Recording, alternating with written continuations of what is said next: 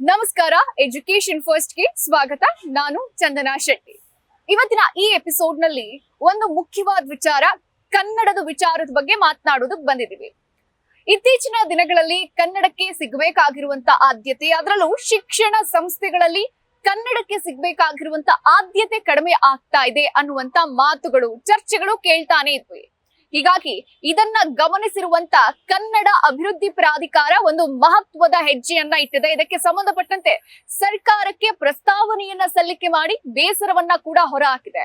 ಹಾಗಾದ್ರೆ ಆ ಪ್ರಸ್ತಾವನೆಯಲ್ಲಿ ಏನೆಲ್ಲ ಇದೆ ನೋಡೋಣ ಈ ವಿಡಿಯೋದಲ್ಲಿ.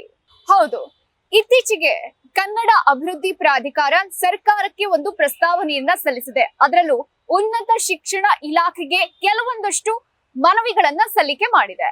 ಆ ಪ್ರಕಾರ ಇತ್ತೀಚಿನ ದಿನಗಳಲ್ಲಿ ಶಿಕ್ಷಣ ಸಂಸ್ಥೆಗಳಲ್ಲಿ ಕನ್ನಡಕ್ಕೆ ಸಿಗಬೇಕಾಗಿರುವಂತ ಆದ್ಯತೆ ಕಡಿಮೆ ಆಗ್ತಾ ಇದೆ ಅಂತ ಬೇಸರ ಕೂಡ ವ್ಯಕ್ತಪಡಿಸಿದೆ.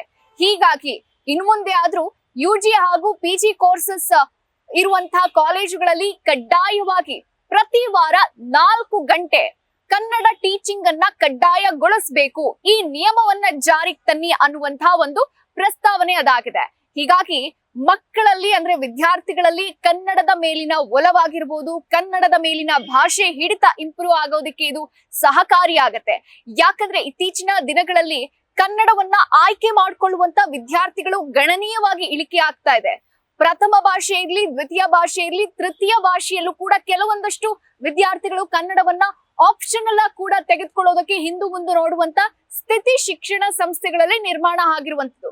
ಹೀಗಾಗಿ ಕನ್ನಡ ಭಾಷೆಗೆ ಸಿಗ್ಬೇಕಾಗಿರುವಂತ ಆದ್ಯತೆ ಶಿಕ್ಷಣ ಸಂಸ್ಥೆಗಳಲ್ಲೇ ಕಡಿಮೆ ಆಗ್ಬಿಟ್ರೆ ಮುಂದೆ ಸಮಸ್ಯೆ ಆಗತ್ತೆ ಅನ್ನುವಂತಹ ನಿಟ್ಟಿನಲ್ಲಿ ಈ ಒಂದು ಪ್ರಸ್ತಾವನೆಯನ್ನ ಕನ್ನಡ ಅಭಿವೃದ್ಧಿ ಪ್ರಾಧಿಕಾರ ಸರ್ಕಾರಕ್ಕೆ ಸಲ್ಲಿಸಿರುವಂತದ್ದು. ಇದರಿಂದ ವಿದ್ಯಾರ್ಥಿಗಳಲ್ಲಿ ಕನ್ನಡ ಕಲಿಕೆಯ ಆಸಕ್ತಿ ಹೆಚ್ಚಾಗತ್ತೆ, ಕನ್ನಡ ಸಂಸ್ಕೃತಿ, ಕನ್ನಡ ಪರಂಪರೆಯ ಬಗ್ಗೆ ಹೆಚ್ಚು ನಾಲೆಜ್ ಬೆಳೆಯುತ್ತೆ. ಇತ್ತೀಚಿನ ದಿನಗಳಲ್ಲಿ ನಾವು ಗಮನಿಸಿದಾಗೆ ವಿದ್ಯಾರ್ಥಿಗಳಲ್ಲಿ ಇರಬೇಕಾದಂತ ಒಂದು ಕನ್ನಡದ ಬಗ್ಗೆ ಇರಬೇಕಾದಂತ ಬೇಸಿಕ್ ನಾಲೆಜ್ ಕೊರತೆ ಎದ್ದು ಕಾಣ್ತಾ ಇದೆ. ಇದನ್ನೆಲ್ಲ ಸರಿದೂಗಿಸಬೇಕು ಅನ್ನುವಂತ ನಿಟ್ಟಿನಲ್ಲಿ ಕನ್ನಡ ಅಭಿವೃದ್ಧಿ ಪ್ರಾಧಿಕಾರ ಉನ್ನತ ಶಿಕ್ಷಣ ಇಲಾಖೆಗೆ ಈ ಒಂದು ಪ್ರಸ್ತಾವನೆಯನ್ನ ಸಲ್ಲಿಕೆ ಮಾಡಿರುವಂತದ್ದು. ಮತ್ತೊಂದ್ ಕಡೆಯಲ್ಲಿ ಮುಂದಿನ ದಿನಗಳಲ್ಲಿ ಕೇವಲ ಈಗ ಸದ್ಯಕ್ಕೆ ಯುಜಿ ಹಾಗೂ ಪಿಜಿ ಕೋರ್ಸ್ಗಳಿರುವಂತ ಕಾಲೇಜುಗಳಲ್ಲಿ ಈ ಒಂದು ನಿಯಮವನ್ನ ಜಾರಿಗೆ ತನ್ನಿ ಅಂತ ಹೇಳ್ತಾ ಇದೆ. ಆದ್ರೆ ಮುಂದಿನ ದಿನಗಳಲ್ಲಿ ಸಿಬಿಎಸ್ಇ, ಐಸಿಎಸ್ಸಿ ವಿದ್ಯಾಸಂಸ್ಥೆಗಳಲ್ಲೂ ಕೂಡ ಈ ನಿಯಮವನ್ನ ಕಡ್ಡಾಯಗೊಳಿಸಬೇಕು. ಹೀಗಾಗಿ ಸ್ಥಳೀಯ ಭಾಷೆಯ ನಾಲೆಜ್ ಬರಬೇಕು ಅಂದ್ರೆ ಅವರು ಕನ್ನಡವನ್ನ ಓದಿಲ್ಲ ಅಂದ್ರೆ ಹೇಗೆ ಅನ್ನುವಂತ ಪ್ರಶ್ನೆಯನ್ನ ಕೂಡ ಕೇಳಿರುವಂತದ್ದು.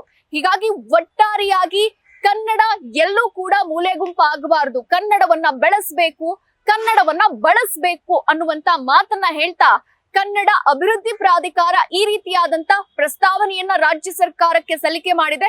ಈ ನಿಟ್ಟಿನಲ್ಲಿ ರಾಜ್ಯ ಸರ್ಕಾರ ಏನ್ ತೀರ್ಮಾನ ತೆಗೆದುಕೊಳ್ಳುತ್ತೆ ಅನ್ನುವಂಥದ್ದನ್ನ ಕಾದ್ ನೋಡ್ಬೇಕಾಗತ್ತೆ. ವಿಡಿಯೋ ಜರ್ನಲಿಸ್ಟ್ ಪವನ್ ಜೊತೆ ಚಂದನಾ ಶೆಟ್ಟಿ, ನ್ಯೂಸ್ ಫಸ್ಟ್ ಬೆಂಗಳೂರು.